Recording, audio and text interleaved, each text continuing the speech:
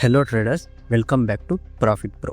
2026 ವರ್ಷ ಏನಿದೆ, ಈ ವರ್ಷದಲ್ಲಿ ಒಬ್ಬ ಪ್ರಾಫಿಟಬಲ್ ಟ್ರೇಡರ್ ಆಗಿ ನಿಮ್ಮ ಲೈಫ್ನ ಚೇಂಜ್ ಮಾಡ್ಕೊಳ್ಳೋದು ತುಂಬ ಈಸಿ ಆಗೋಗಿದೆ. ಪ್ರೆಸೆಂಟ್ ನೀವು ನೋಡ್ತಿರುವ ಹಾಗೆಯೇ ಸೋಷಿಯಲ್ ಮೀಡಿಯಾಗಳಲ್ಲಿ ನಂಬರ್ ಆಫ್ ಪ್ರಾಫಿಟಬಲ್ ಟ್ರೇಡರ್ಸ್ ಅನ್ನೋರು ಜಾಸ್ತಿ ಆಗ್ತಿದ್ದಾರೆ. ಅವರು ಫಂಡೆಡ್ ಅಕೌಂಟ್ನ ಪರ್ಚೇಸ್ ಮಾಡ್ತಿದ್ದಾರೆ, ಪಾಸ್ ಮಾಡ್ತಿದ್ದಾರೆ. ಅದೇ ರೀತಿಯಲ್ಲಿ ಪೇಔಟ್ಸ್ನ ತಗೊಂಡು ಅವರ ಲೈಫ್ ಅನ್ನೋದು ಚೇಂಜ್ ಮಾಡ್ಕೊತಿದ್ದಾರೆ. ಆದರೆ ಇದೇನು ಕೋಇನ್ಸಿಡೆನ್ಸ್ ಅಲ್ಲ ಅಥವಾ ಲಕ್ ಅಲ್ಲ. ಅವರು ಎಕ್ಸಾಕ್ಟಾಗಿ ಫಾಲೋ ಮಾಡಿರುವ ಇಂಪಾರ್ಟೆಂಟ್ ಪಾಯಿಂಟ್ಸ್ನ ನಾನು ನಿಮಗೆ ಈ ವಿಡಿಯೋದಲ್ಲಿ ತಿಳಿಸ್ಕೊಡ್ತೀನಿ. ಅದೇ ರೀತಿಯಲ್ಲಿ ಆ ಪಾಯಿಂಟ್ಸ್ನ ನಿಮ್ಮ ಟ್ರೇಡಿಂಗ್ ಜರ್ನಿಯಲ್ಲಿ ಇನ್ಕ್ಲೂಡ್ ಮಾಡಿ ನೀವು ಪ್ರಾಫಿಟಬಲ್ ಟ್ರೇಡರ್ ಆಗೋದು ಹೇಗೆ, ಇನ್ನು ಅದೇ ರೀತಿಯಲ್ಲಿ ನೀವು ಪ್ರೆಸೆಂಟ್ ಪ್ರಾಫಿಟಬಲ್ ಟ್ರೇಡರ್ ಆಗಬೇಕು ಅನ್ನೋದಾದರೆ ನಿಮಗಿರೋ ಪ್ರಾಬ್ಲಮ್ಸ್ಗೆ ಸೊಲ್ಯೂಷನ್ ಏನು ಅನ್ನೋದ್ರ ಬಗ್ಗೆ ಈ ವಿಡಿಯೋದಲ್ಲಿ ತಿಳಿಸ್ಕೊಡ್ತೀನಿ. ಇನ್ನು ಪ್ರೆಸೆಂಟ್ ಸೋಷಿಯಲ್ ಮೀಡಿಯಾಗಳಲ್ಲಿ ನಾವು ಲಕ್ಷಗಳು ಕೊಟ್ಟು ಪರ್ಚೇಸ್ ಮಾಡಿ ತಿಳ್ಕೊಳ್ಳುವಂತಹ ಅಡ್ವಾನ್ಸ್ಡ್ ಕಾನ್ಸೆಪ್ಟ್ಸ್ ಏನಿದ್ದಾವೆ, like fair value gap, support zone, demand zone, supply zone ಆಗಿರ್ಬೋದು. ಅದೇ ರೀತಿಯಲ್ಲಿ fair value gap, liquidity sweep, order block, ಇಂತಹ ಅಡ್ವಾನ್ಸ್ಡ್ ಕಾನ್ಸೆಪ್ಟ್ಸ್ ಅನ್ನೋದು ಪ್ರೆಸೆಂಟ್ ಸೋಷಿಯಲ್ ಮೀಡಿಯಾದಲ್ಲಿ ಅಂದರೆ ಯೂಟ್ಯೂಬಲ್ಲಿ ಫ್ರೀಯಾಗಿ ಅವೈಲಬಲ್ ಇದೆ. ಅಂದರೆ ಒಬ್ಬ ಪ್ರಾಫಿಟಬಲ್ ಟ್ರೇಡರ್ ಆಗಬೇಕು ಅಂದರೆ ಅವ್ರಿಗೆ ಬೇಕಾಗಿರೋ ಒಂದು ದಾರಿ ಅನ್ನೋದು ಆಲ್ರೆಡಿ ಬಿಲ್ಡ್ ಆಗಿದೆ. ನಾವು ಜಸ್ಟ್ ಆ ದಾರಿನ ಫಾಲೋ ಮಾಡಿಕೊಂಡು ಹೋಗಬೇಕಷ್ಟೆ. ಇನ್ನು ನಾವೊಂದು ಪ್ರಾಫಿಟಬಲ್ ಟ್ರೇಡರ್ ಆಗಬೇಕು ಅನ್ನೋದಾದರೆ ನಮಗಿರುವ ಮೇಜರ್ ಪ್ರಾಬ್ಲಮ್ ಬಂದು trading psychology. 90% of the traders fail ಆಗೋದು ಈ ವಿಷಯದಲ್ಲೇ. ಅಂದರೆ ಟ್ರೇಡ್ಗೆ ಎಂಟರ್ ಆಗೋದಕ್ಕೆ ಕಾನ್ಫಿಡೆನ್ಸ್ ಇಲ್ಲದೆ ಇರೋದು, ರ್ಯಾಂಡಮ್ ಆಗಿ ಟ್ರೇಡ್ಸ್ ತೊಗೊಳೋದು, ಫೋಮೋದಿಂದ ಟ್ರೇಡ್ಸ್ ತೊಗೊಂಡು ಓವರ್ ಟ್ರೇಡ್ ಮಾಡಿ ಲಾಸ್ ಆಗಿ ಈ ಟ್ರೇಡಿಂಗ್ ಬಗ್ಗೆನೇ ಒಂದು ನೆಗೆಟಿವ್ ಮೈಂಡ್ಸೆಟ್ನ ಕ್ರಿಯೇಟ್ ಮಾಡ್ಕೊತಾರೆ. ಈ ಟ್ರೇಡಿಂಗ್ ಸೈಕಾಲಜಿಯಲ್ಲಿರುವ ನಿಮಗೆ ಮೇಜರ್ ಪ್ರಾಬ್ಲಮ್ಸ್ನ ಸಾಲ್ವ್ ಮಾಡ್ಕೊಳೋದು ಹೇಗೆ ಅನ್ನೋದ್ರ ಬಗ್ಗೆ, ತುಂಬ ಈಸಿಯಾಗಿ ಸಾಲ್ವ್ ಮಾಡ್ಕೊಳೋದು ಹೇಗೆ ಅನ್ನೋದ್ರ ಬಗ್ಗೆ ನಾನು ಆಲ್ರೆಡಿ ಒಂದು ವಿಡಿಯೋನ ಮಾಡಿದ್ದೀನಿ. ನೀವು ಈ ವಿಡಿಯೋನ ಚೆಕ್ ಮಾಡಿ. ಈ ವಿಡಿಯೋ ಲಿಂಕ್ ಅನ್ನೋದು ಡಿಸ್ಕ್ರಿಪ್ಷನ್ ಕೊಟ್ಟಿರ್ತಾನೆ. ಈ ವಿಡಿಯೋದಲ್ಲಿ ನಿಮಗಿರುವ ಪ್ರೆಸೆಂಟ್ ಎಲ್ಲ ಸೈಕಾಲಜಿಕಲ್ ಪ್ರಾಬ್ಲಮ್ಸ್ಗೆ ಸೊಲ್ಯೂಷನ್ ಅನ್ನೋದು ಇದೆ.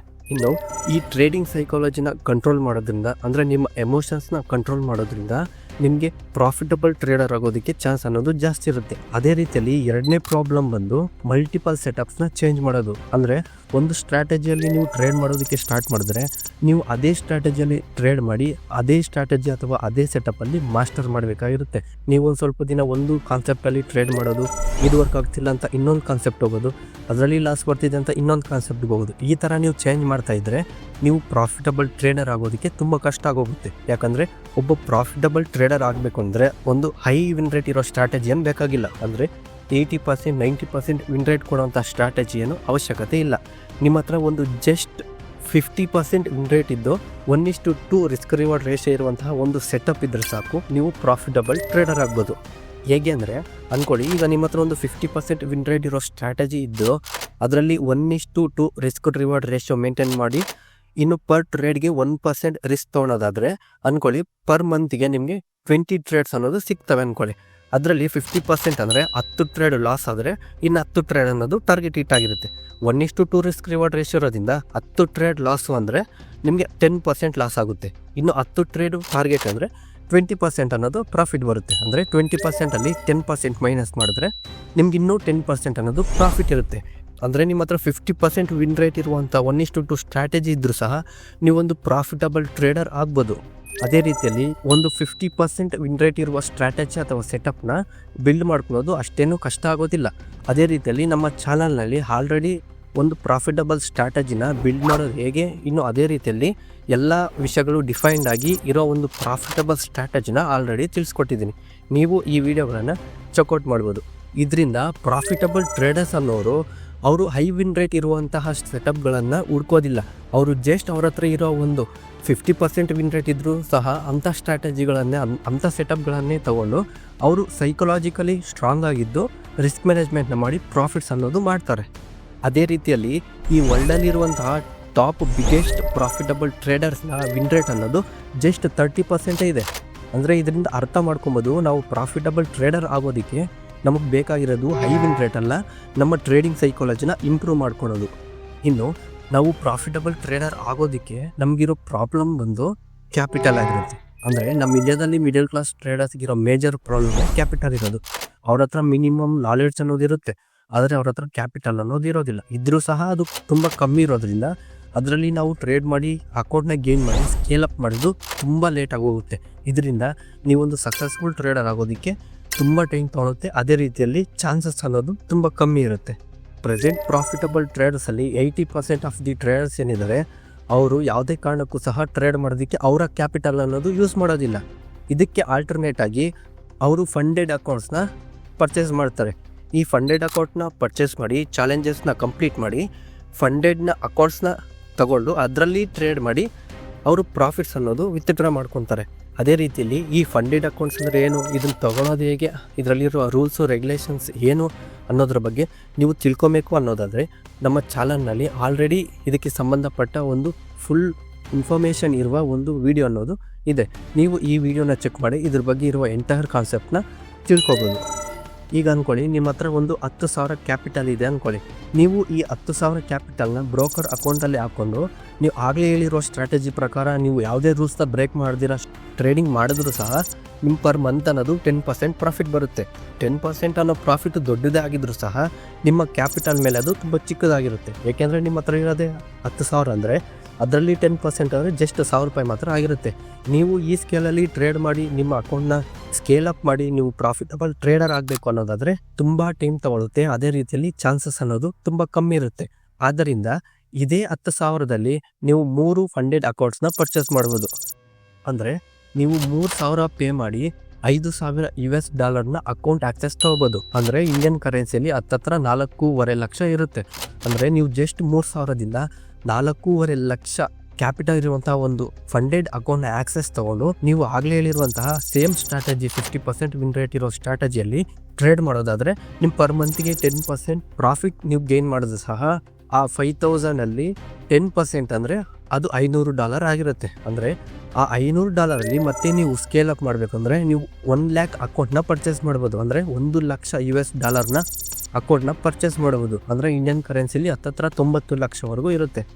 ಈಗ ನೀವು 90 ಲಕ್ಷ ವ್ಯಾಲ್ಯೂ ಇರುವಂತಹ ಒಂದು ಅಕೌಂಟ್ನ ಪರ್ಚೇಸ್ ಮಾಡಿ ನೀವು ಅದರಲ್ಲಿ ಟ್ರೇಡ್ ಮಾಡಿ ಸೇಮ್ 10%ನ ನೀವು ಪ್ರಾಫಿಟ್ ಮಾಡೋದೇ ಆದರೆ ನೀವು ಪರ್ ಮಂತಿಗೆ ಹತ್ತತ್ರ $10,000 ಪ್ರಾಫಿಟ್ ಮಾಡ್ತೀರಾ.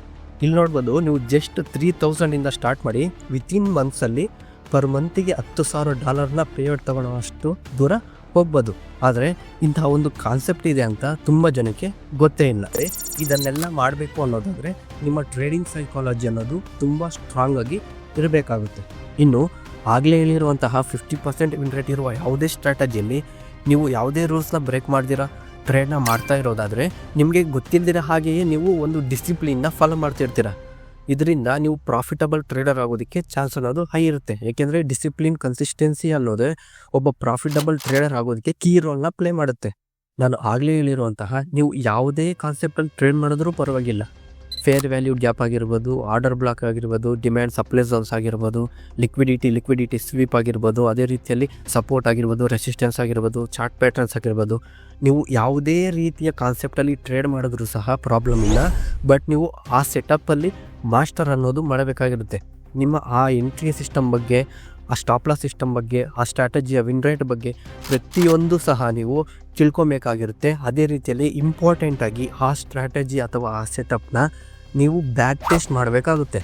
ಆ ಬ್ಯಾಕ್ ಟೆಸ್ಟ್ ಡೇಟನ್ನು ಕಲೆಕ್ಟ್ ಮಾಡ್ಕೊಳ್ಳೋದ್ರಿಂದ ಆ ಡೇಟಾ ಅನ್ನೋದು ನಿಮ್ಮ ಎಲ್ಲ ಸೈಕಾಲಜಿಕಲ್ ಪ್ರಾಬ್ಲಮ್ಗೆ ಸೊಲ್ಯೂಷನ್ ಆಗಿರುತ್ತೆ.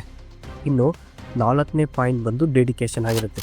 ಅಂದರೆ ನೀವು ಎಷ್ಟು ಡೆಡಿಕೇಶನ್ನ ಕೊಡ್ತೀರಾ ನೀವು ಸಕ್ಸಸ್ ಆಗೋ ಚಾನ್ಸ್ ಅನ್ನೋದು ಅಷ್ಟೇ ಇರುತ್ತೆ.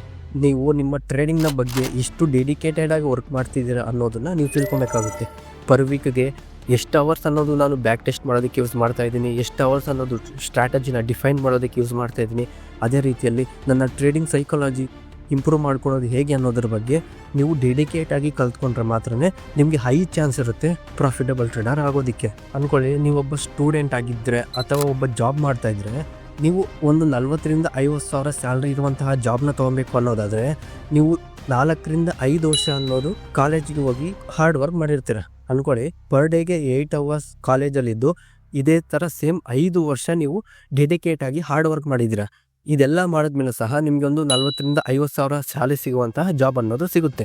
ನೀವು ಇದಕ್ಕೋಸ್ಕರನೇ ಇಷ್ಟು ಡೆಡಿಕೇಟಾಗಿ ವರ್ಕ್ ಮಾಡಿದ್ಮೇಲೆ ನೀವು ಟ್ರೇಡಿಂಗ್ ಅನ್ನೋದು ಬಂದಮೇಲೆ ಇದಕ್ಕಿಂತ 3-4 ಡೆಡಿಕೇಶನ್ ಅನ್ನೋದು ಆಗಬೇಕಾಗುತ್ತೆ ಈ ಟ್ರೇಡಿಂಗ್ ಮೇಲೆ.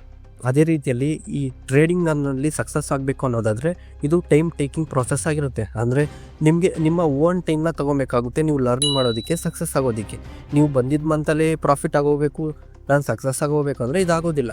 ನಿಮ್ಮ ಓನ್ ಟೈಮ್ ನೀವು ತಗೊಂಡು ನಿಮ್ಮ ಹತ್ರ ಇರುವ ಎಲ್ಲ ಫ್ರೀ ಟೈಮ್ನು ಸಹ ಟ್ರೇಡಿಂಗ್ ಮೇಲೆ ಕಲಿಯೋದ್ರ ಮೇಲೆ ಇನ್ವೆಸ್ಟ್ ಮಾಡೋದ್ರಿಂದ ನೀವು ಎಷ್ಟು ಡೆಡಿಕೇಶನ್ ಕೊಡ್ತೀರೋ ಅಷ್ಟು ಬೇಗ ಅನ್ನೋದು ನಿಮ್ಮ ಸಕ್ಸಸ್ ಅನ್ನೋದು ಇದರಲ್ಲಿ. ಇನ್ನು ಪ್ರಾಫಿಟಬಲ್ ಟ್ರೇಡರ್ಸ್ ಫಾಲೋ ಮಾಡುವಂತಹ ನೆಕ್ಸ್ಟ್ ಪಾಯಿಂಟ್ ಬಂದು ಪವರ್ಫುಲ್ ಮೈಂಡ್ ಸೆಟ್ ಆಗಿರುತ್ತೆ.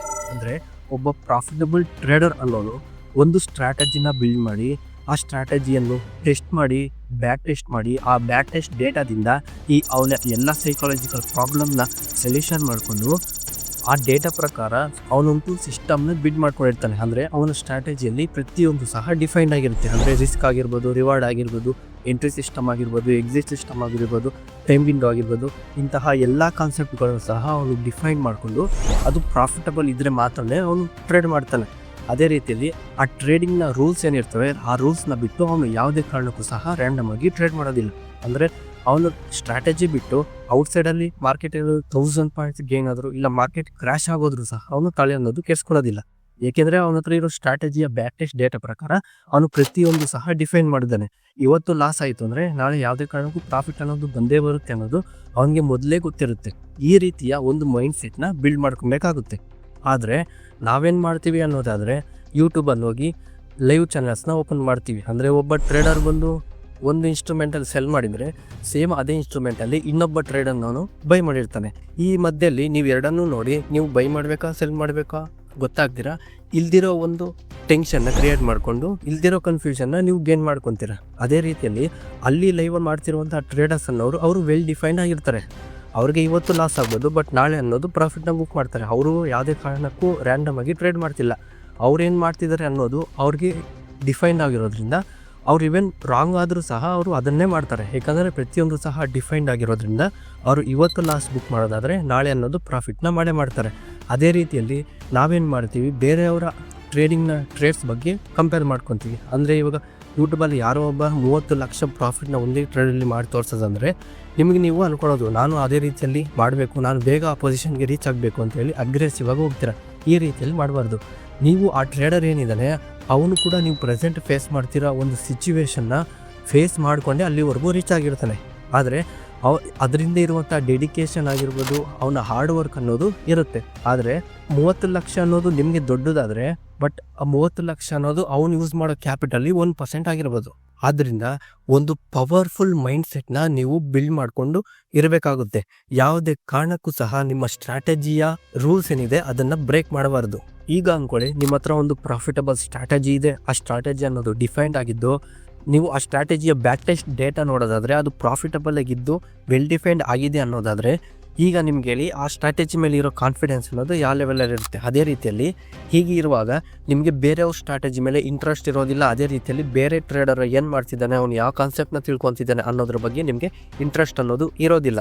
ಆದ್ದರಿಂದ ನೀವು ಮಾಡಬೇಕಾಗಿರೋದು ನಿಮ್ಮ ಸ್ಟ್ರಾಟಜಿನ ಬ್ಯಾಕ್ ಟೆಸ್ಟ್ ಮಾಡಿ ಡಿಫೈನ್ನ ಮಾಡ್ಕೊಬೇಕಾಗಿರುತ್ತೆ.